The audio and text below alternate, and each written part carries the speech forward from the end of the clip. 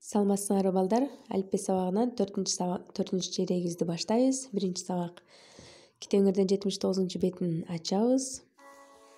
Бүгүнкү темабыз Китепти сүй. Алыкул Осмоновдун чыгармасы. Бүгүнкү сабагыбызда биздин максатыбыз Алыкул Осмонов жөнүндө маалымат алабыз. Ошол ыры боюнча көркөм окууга үйрөнөбүз. Китепти таза кармоого тарбияланабыз.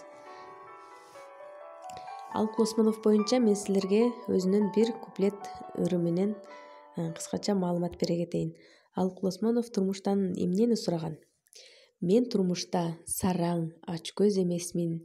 Өктөө кылып, ай, аз бердиң дебесмин. Байлык, үй-жай, ден соолуктан ардактуу мага берсе 2 сабак ыр берсин деп Алыкул Осмонов бул турмушта болгону ыр сураган экен. Демек, өмүрүнүн аягына чейин ыр жазууга өмүрүн арнаган экен. Алыкул Осмоновду силер буга чейин эмнелердин сүрөтүн көрдүңөр эле? Туура, өзүбүздүн кыргыз акча бирдиги 200 сомдукта сүрөтү түшүрүлгөн. Анда айткылачы китеп жөнүндө. Китептен биз эмнелерди үйрөнөбүз? Алгач мектеп босогосун аттап, мектепке келген күнүңөрдү эске салгылачы.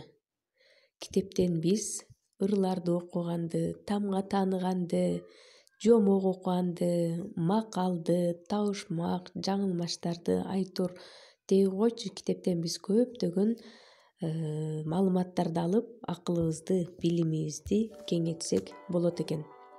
Анда мен силерге бир макал айта кетейин, андан аркы уландысын өзүңөр тапкыла. Китеп билим булагы. Андан аркы уландысы кандай? Өзүбүз табабыз. Келгиле андай Китепти сүй чыгармасын мен силерге көркөм окуп берейин. Китепти сүй, баркын бил, китептин көп акылы.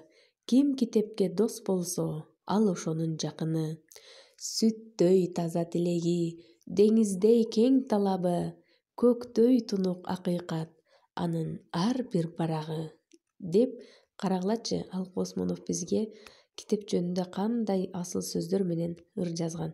Демек, биз китепке жакын болуп, аны менен достошушубуз керек экен.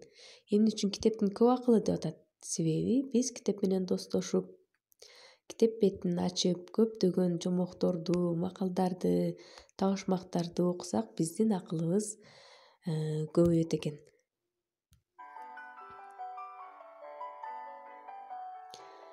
Анда мен силерге үй тапшырма, ушул Алыкул Осмоновдун Китепти сүй чыгармасы ырын жаттап, көркөм айтып бергиле.